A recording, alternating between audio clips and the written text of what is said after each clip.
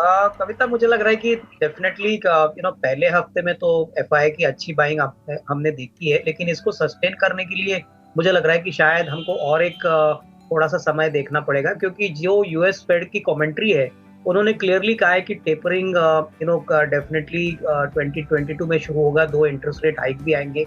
अभी जो मसला है वो इम्पोर्टेंट ये है कि कितना बड़ा टेपरिंग आएगा और कब आएगा, तो ये मार्केट्स क्लोजली वॉच करेगी।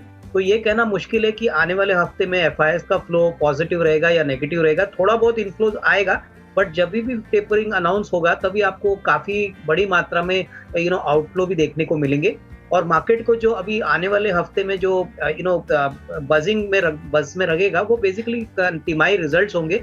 टीसीएस ने बायबैक का अनाउंसमेंट किया है, नतीजे जो 3 कंपनीज के 12 तारीख को आने वाले हैं वो काफी इंपॉर्टेंट रहेंगे, क्योंकि मार्केट्स में ऑलरेडी काफी तेजी इन शेयरों में हुई है। तो नंबर्स उम्मीद से बेहतर अगर आते हैं तो ही यहाँ पे और थोड़ी रीरेटिंग होगी, बट अदरवाइज मुझे लग रहा है कि ये कॉर्पोरेट रिजल्ट सीजन का महीना है और यहाँ पे आपको बहुत सारे stock specific moves, quarterly numbers और बिजनेस अपडेट्स जो आते हैं उसके हिसाब से स्टॉक स्पेसिफिक एक्टिविटी काफी देखने को मिलेगी। तो मेरे ख्याल से स्टॉक स्पेसिफिक एक्टिविटी पे ही फोकस करिए। इंडेक्स मुझे लग रहा है कि शायद थोड़ा सा इस लेवल पे कंसोलिडेट होगा।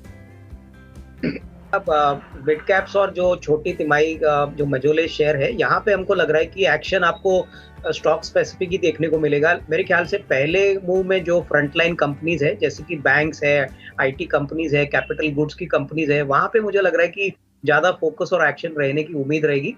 छोटी कंपनीज में जो इंफ्रा एंसिलरीज है वहां पे आपको नजर रखनी है। मुझे लग रहा है कि काफी हद तक अभी भी मार्केट्स में ऐसा अनुमान है कि फ्रंटलाइन कंपनीज आपको तीसरी तिमाही में नतीजे और अच्छे दिखाएंगे।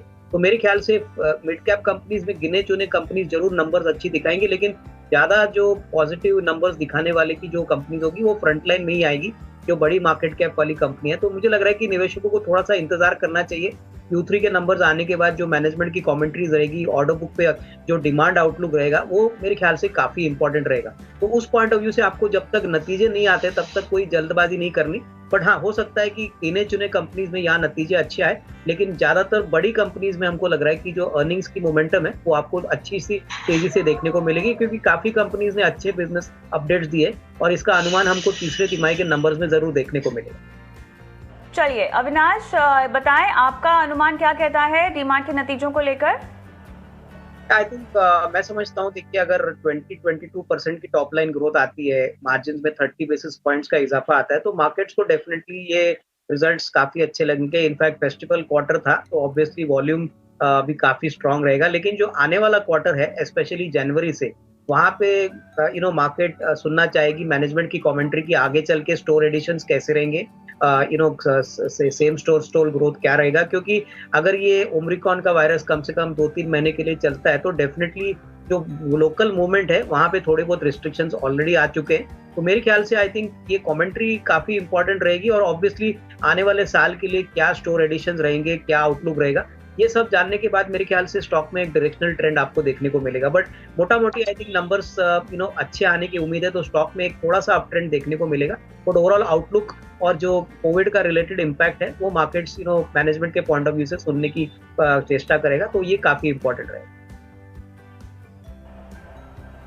मुझे लग रहा है कि देखिए जो सबसे बड़ा काउंटर आईटी में रहेगा वो टीसीएस रहेगा। आज ही खबर मिली है कि टीसीएस बायबैक अनाउंस करेगा। मेरे ख्याल से डिविडेंड तो अच्छा आएगा ही, क्योंकि इन्होंने तीसरी क्वार्टर के लिए इंटरिम डिविडेंड की अनाउंसमेंट ऑलरेडी की है।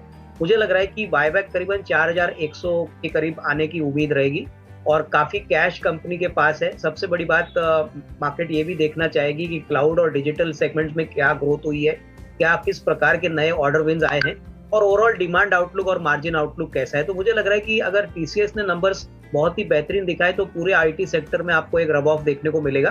तो मेरे ख्याल से मैं टीसीएस के नंबर्स क्लोजली वॉच करूंगा, not only from the operational point of view but even buyback के पॉइंट ऑफ व्यू से, जो काफी समय के बाद आया है। और मुझे लग रहा है निवेशकों को ये बात डेफिनेटली नजरअंदाज नहीं करनी चाहिए। तो टीसीएस में अगर 4100 के करीब या उसके ऊपर अगर बायबैक प्राइस आती है तो definitely short to medium term में आपको काफी अच्छी तेजी देखने को मिल सकती है। कि मुझे लग रहा है अभी तक तो नंबर्स में कोई दबाव दिख नहीं रहा है, स्पेशली अगर हम टाटा स्टील मैनेजमेंट की कमेंट्री देखें या सेल की देखें, तो मुझे लग रहा है कि अभी भी मेटल के प्राइसेस काफी स्ट्रांग है।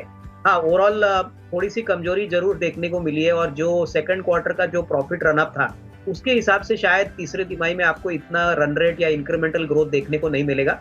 लेकिन हमको लग रहा है कि गिने-चुने अपॉर्च्युनिटीज अभी भी काफ़ी अच्छे हैं, जैसे कि टाटा स्टील है, स्टील अथॉरिटी ऑफ इंडिया है। तो मुझे लग रहा है कि इतनी बड़ी तेज़ी शायद आपको देखने को ना मिले, लेकिन डेफिनिटली जो नंबर्स Q3 के आएँगे वो काफ़ी स्ट्रॉन्ग रहेंगे और उसके बाद जो कमेंट्री आएगी वॉल्यूम ग्रोथ के लेके, प्राइसिंग को लेके, ये मेरे ख्याल से काफ़ी इंपॉर्टेंट रहेगा क्योंकि काफ़ी हद तक बड़ी तेज़ी पिछले साल मेटल सेक्टर में हुई है।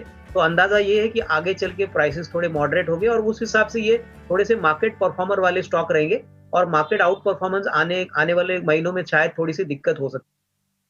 अविनाश जी, आपने वीआईपी शेयर्स की लिस्ट में किनको चुना है?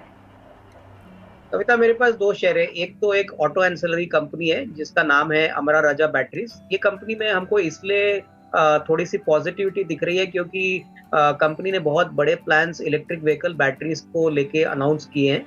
ऑलरेडी कंपनी एक बहुत ही डोमिनेंट प्लेयर है जो सारे सेगमेंट्स को अपने प्रोडक्ट सप्लाई करती है, OEM as well as replacement market के लिए। कंपनी की बैलेंस शीट देखें तो कर्जा मुक्त बैलेंस शीट है, कैश काफी कंपनी के पास है और मुझे लग रहा है कि इस साल को अगर हम छोड़े FY22 के लिए तो FY23 में वापस वॉल्यूम ग्रोथ और वैल्यू अपसाइड आने की अच्छी पॉसिबिलिटी रहेगी। तो यहाँ पे काफी निचले लेवल पे स्टॉक मिल रहा है 625-630 पे और हमको लग रहा है कि साल भर का नजरिया कोई लेता है तो करीबन 750-760 का टारगेट प्राइस यहाँ पे पॉसिबल लग रहा है। दूसरा स्टॉक जो मुझे पसंद है वो एक MNC कैपिटल गुड्स प्लेयर है जिसका नाम है KSB लिमिटेड। KSB एक जर्मन MNC कंपनी है जो बेसिकली पंप्स और वाल्व्स में स्पेशलाइज करती है और काफी कोर सेक्टर्स को जैसे water, waste management, irrigation, fertilizers को केटर करती है। इनफैक्ट न्यूक्लियर पंप्स भी बनाने वाली ये एकमात्र इंडिया की कंपनी है। कंपनी की ऑर्डर बुक करीबन 1800 करोड़ है और इस साल दैट इज दिसंबर 21 में कम से कम 40 रुपए की अर्निंग कंपनी रिकॉर्ड करेगी। आने वाले 1.5-2 साल के लिए ऑर्डर बुक अच्छी है, आउटलुक अच्छा है, तो हमको लग रहा है कि ये डेफिनेटली अच्छा वैल्यू पिक साबित होगा। करीबन साल भर की बात करें तो 1470-1475 का टारगेट प्राइस लेके इसको खरीदा जा सकता है।